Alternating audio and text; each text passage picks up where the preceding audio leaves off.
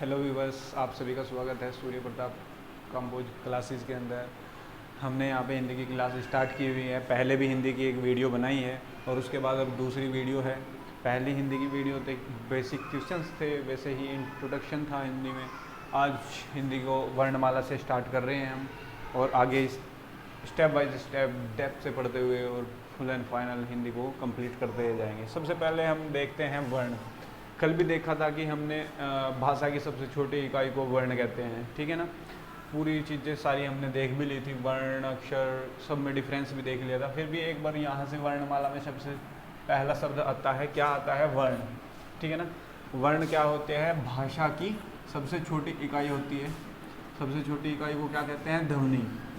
भाषा की सबसे छोटी इकाई को ध्वनि कहते हैं। मैंने परसों नहीं, कल की जो वीडियो थी उसमें भी बताया था कि भाषा की जो सार्थक इकाई है, सार्थक इकाई को हम क्या कहते हैं? वाक्य। सार्थक इकाई वाक्य होती है।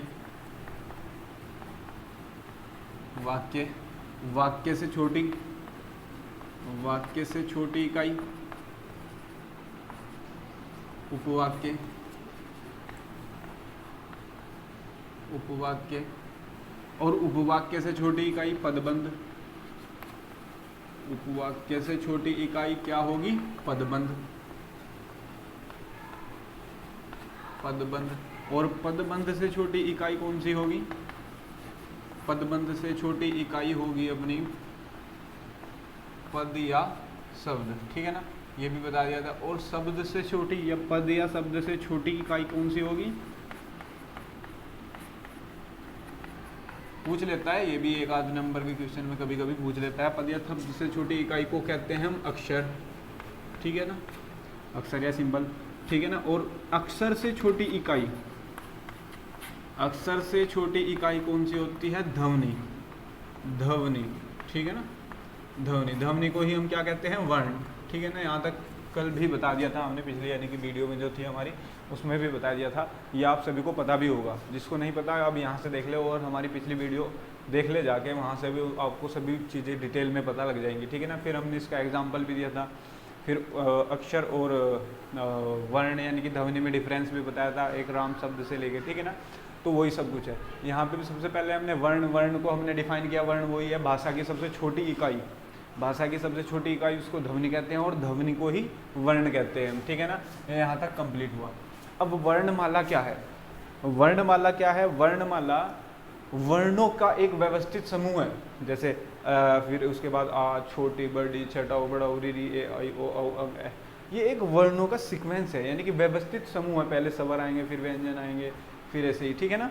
ये सारी चीज़ें अब यहाँ तक तो आप सभी को पता ही होगा, ये नॉर्मल सी बातें हैं। फिर भी मैंने लिख दी एक बार, जिसे नहीं पता होगा वो देख भी लेगा, ठीक है ना।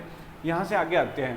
पहला क्वेश्चन एक पूछ भी लेता है कि भाई, नॉर्मल से क्वेश्चन है, ये सभी को पता भी होंगे। अगर नहीं पता है तो देख लेना है, यहाँ पे हम बताएंगे भी।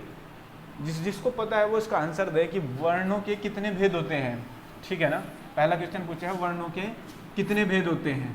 दूसरा क्वेश्चन पूछा है उसने वर्णों की कुल संख्या कितनी होती है, ठीक है ना। अब यहाँ पे सबसे पहले बात करते हैं वर्णों के कितने भेद होते हैं। वर्णों के अगर इसमें बात करें, इसमें ऑप्शन में दिया है 2, 52, 4, 48, ठीक है ना। तो वर्णों के कितने भेद होते हैं? वर्णों के 2 भेद होते हैं। कौन कौन से? वर्ण के 2 भेद होते हैं। कौन कौन से? एक तो स्वर होते हैं, ठीक है ना। दूसरे के क्या होते हैं? व्यंजन, ठीक है। यानी कि वर्ण के 2 भेद होते हैं, एक स्वर होते हैं, एक व्यंजन होते हैं। अब स्वर की संख्या कितनी है और व्यंजन की संख्या कितनी है, ये हम आगे बताएंगे अभी। उससे पहले एक ये क्वेश्चन देख लेते हैं, वर्णों की कुल संख्या कितनी होती है। वर्णों की जो कुल संख्या है, अगर हिंदी ए आ के हिसाब से, यानी कि अगर जो ए आ का जो कायदा आता था उसमें अगर हम या ए आ लिखे हुए वैसे हम नोट करें, तब भी हमारे पास कितनी संख्या आती है? 48। यानी कि अगर हम कायदे में भी देखेंगे तो 48 आएगी। फिर इसमें अब कितनी संख्या है टोटल? अगर वर्णों की कुल टोटल संख्या पूछ ली जाती है तो वो होती है 52। क्योंकि यहाँ पे कंपटीशन है, एग्जाम की तरह है, ये छोटे बच्चों के लिए नहीं है, ये थोड़े बड़े बच्चों के लिए है। तो यहाँ पे होगी 52। इनमें ऐड कौन कौन सी 3 संख्या की गई है?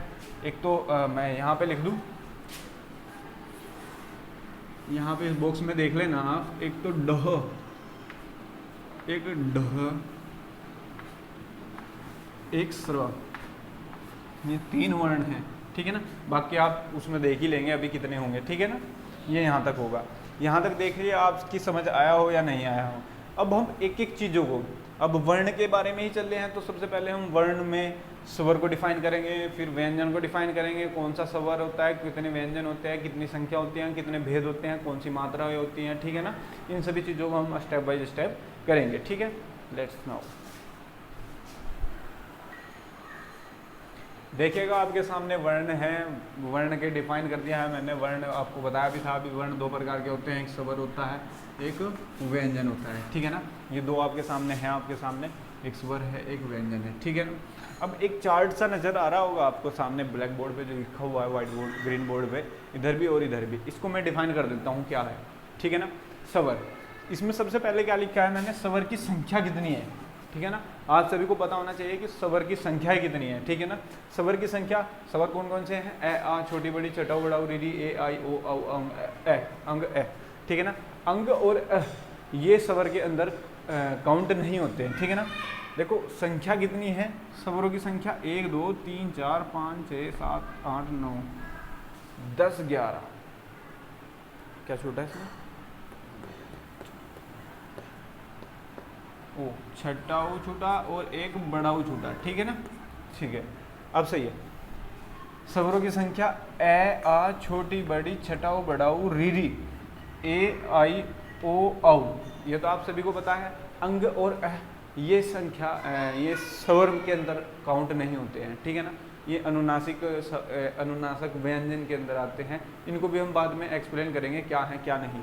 स्वर की संख्या कितनी होती है, कितनी संख्या हुई, 1 2 3 4 5 6 7 8 9 10 11, यानी कि कितनी संख्या है स्वरों की, 11 संख्या है। आपके सामने भी है एक एक चीज़, ठीक है ना। कौन कौन सी, ए आ, छोटी बड़ी चटाऊ बड़ाऊ री री, ए आई ओ औ, ठीक है ना। यहाँ तक कंप्लीट है। अब इसके भेद पूछ लेता है, भेद कितने होते हैं स्वर के। स्वर के 3 भेद है, लिखने के आधार पर 3 भेद है, ठीक है ना। कौन कौन से, हास्य स्वर है, हास्य स्वर है, नंबर 2 दीर्घ स्वर है, और नंबर 3 प्लुत स्वर है। मैं लिख दिया हास्य स्वर, दीर्घ स्वर, प्लुत स्वर। इनको हम आगे भी डिफाइन करेंगे, और मोटा मोटा सा मैं यहाँ भी बता देता हूँ। जिनको कम श्वास की जरूरत होती है वहाँ हास्य स्वर होते हैं, और जो हास्य स्वर से दुगने श्वास की जरूरत होती है उनको दीर्घ स्वर कहते हैं, और प्लुत स्वर जिनमें 3 गुना श्वास की जरूरत होती है उनको प्लुत स्वर भी कहते हैं। अब मात्राएं देख लेते हैं कितनी होती है। मात्राएं स्वरों में 10 होती हैं, संख्या तो 11 होती है, और मात्रा कितनी होती है, 10। मात्रा की 10 कैसे होती है, जैसे ए है, ए की कोई भी मात्रा नहीं होती है, ठीक है ना। यहाँ पे मैं क्रॉस भी लिखा है यहाँ पे कि यानी कि ए की कोई मात्रा नहीं होती। आ की मात्रा ये हुई, छोटी की मात्रा ये हुई, बड़ी ई की मात्रा ये हुई, री डी की मात्रा ये हुई, ए की मात्रा ये हुई, आई की मात्रा ये हुई, ओ की मात्रा ये हुई, और औ की मात्रा ये हुई। यानी कि टोटल मात्राएं कितनी हुई, यानी कि 11 संख्या थी, ए की मात्रा हट गई तो कितनी हो गई, 10। ये बताइएगा आपकी समझ में आया या नहीं। अच्छी तरीके से समझ आया तो इसे नोट डाउन भी साथ साथ करते चले जाइएगा, ठीक है ना। अब इसकी इधर देखिएगा व्यंजन। अब व्यंजन के बारे में बात करते हैं। स्वर के बारे में मोटा मोटा इन्फॉर्मेशन तो ले ली हमने, इसको भी डिटेल भी निकाल लेंगे पूरी, ठीक है ना। अब व्यंजन के बारे में बात करते हैं। व्यंजन क्या है, व्यंजनों की मूल संख्या कितनी होगी, ठीक है ना, कुल संख्या कितनी होगी, और भेद कितने होंगे, ठीक है ना। व्यंजनों की मूल व्यंजन कितने होते हैं, मूल व्यंजनों की संख्या होती है 3।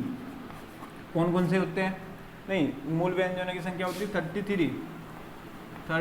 कितने, कौन कौन से होते हैं, एक तो स्पर्श व्यंजन कहते हैं, जैसे क वाला सारा वर्ग, क ख ग घ अंग अ, क ख ग घ अंग अ, और च छ ज झ अ ट ठ, ये पूरे यानी कि क वर्ग, च वर्ग, ट वर्ग, त वर्ग और प वर्ग, ये तो 5 के हुए, यानी कि 25 तो स्पर्श व्यंजन होते हैं, ठीक है ना। उसके बाद अंत्यस्थ व्यंजन आते हैं। अंत्यस्थ व्यंजन कितने होते हैं, 4। अंत्यस्थ व्यंजन के बाद आते हैं 4 उसमेय व्यंजन, ठीक है ना। अंत्यस्थ में ये र ल व, ये र ल व होते हैं, और उसमें होते हैं बड़ा सा, छोटा सा, पेट बटा से और ह, ठीक है ना। 4 ये होते हैं, यानी कि टोटल संख्या कितनी हुई, 33, ठीक है ना। ये भी समझ आ गया होगा। अब कुल संख्या की बात कर लेते हैं। व्यंजन की कुल संख्या कितनी होती है, ठीक है। व्यंजन की कुल संख्या कितनी हुई, कुल संख्या हुई इसकी, स्पर्श व्यंजन हुए 25, क वर्ग, च वर्ग, ट वर्ग, त वर्ग, प वर्ग, फ वर्ग, प वर्ग, ठीक है ना। ये हुआ 25, ठीक है। उसके बाद अंत्यस्थ व्यंजन कितने हैं, 4। फिर उसमेय व्यंजन कितने हुए, 4। संयुक्त व्यंजन कितने हुए अपने पास, 4। संयुक्त व्यंजन कौन कौन से होते हैं जो मिलके दो शब्दों से मिलके अक्षत्र ज्ञान ज्ञानी किसे बोलते हैं, अक्षर, अक्षत्र ज्ञानी और स्र, ये संयुक्त व्यंजन है। अब आगे इनके बारे में डिटेल में भी हम बात करेंगे फिर। और द्विगुण, द्विगुण कौन कौन से होते हैं, द्विगुण में आता है ड और ढ, ठीक है ना, ये दो शब्द भी आते हैं और दो द्विगुण के बाद हो गए, यानी कि टोटल कितने शब्द हुए, टोटल कितने हुए हैं 39, ठीक है ना, 25 4 29 और 4 33 और 4 37 और 2 29, ठीक है बिल्कुल। अब इनकी कुल संख्या हुई व्यंजनों की 39, ठीक है। अब यहाँ पे देखते हैं भेद, देखते हैं भेद कितने होते हैं इनके। भेद, व्यंजन के भेद 3 ही प्रकार के होंगे। कौन कौन से, स्पर्श व्यंजन होगा, दूसरा अंत्यस्थ व्यंजन होगा और तीसरा उसमें व्यंजन होगा। आपको पता है स्पर्श व्यंजन की संख्या कितनी होती है 25 और अंत्यस्थ व्यंजन की संख्या कितनी होती है 4 और उसमें व्यंजन की संख्या कितनी होती है 4, ठीक है ना। यहाँ तक आप सभी का कंप्लीट हुआ, आई होप ये यहाँ तक समझ में भी आया होगा आपको अच्छी तरीके से, ठीक है ना।